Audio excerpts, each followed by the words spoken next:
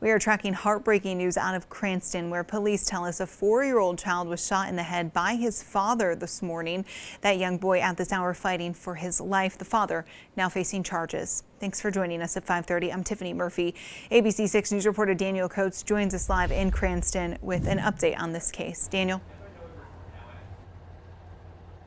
Well, Tiffany, just in the last hour, Cranston police are piecing together the puzzle of this horrifying scene where a shooting happened at around 10:15 here on Queen Street in Cranston. What we're learning is that 33-year-old Michael Jones, the father to that 4-year-old who suffered a gunshot wound, is now facing felony charges. We're told that he was in the second floor of his Queen Street home where he accidentally discharged his firearm. It went through the wall and hit his 4-year-old son. That's how he is now in critical condition. When crews arrived on scene, they found the man holding his 4-year-old son who had wounds. He is now being treated at Hasbro Children's Hospital, and he's undergoing life-saving surgery. But like I said, he is now facing felony charges for this terrifying scene on a night that should be fun in this neighborhood. We're expecting trick-or-treaters in the next hour or so, going door to door trying to get candy, but many of those trick-or-treaters are going to run into this scene that's been active for the last 6 hours now.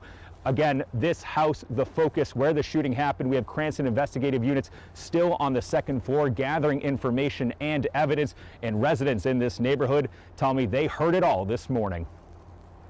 I just heard crying, sobbing, somebody was sobbing.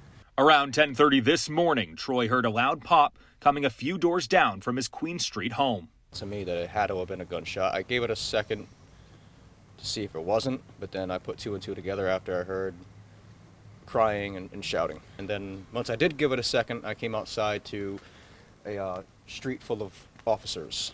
On the house's second floor, Cranston police found a 4-year-old boy shot in the head, rushed to Hasbro Children's Hospital. He remains in critical condition, is about to undergo surgery for his wound.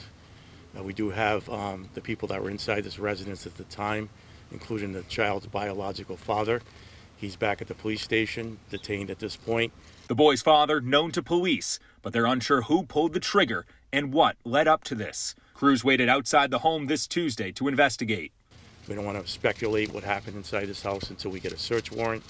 We're in the process of doing that to get into the house. We believe the firearm is inside the house at this time. And again, this is going to be a lengthy investigation. Troy's used to seeing the boy and his family, often playing outside in their yard, but he's unsure if he'll ever pass him again. That's what makes me, more sad than anything else, because today is Halloween, and that poor boy probably woke up today thinking that he was going to get dressed up in his costume and go get some candy, and instead he's in the ER fighting for his life.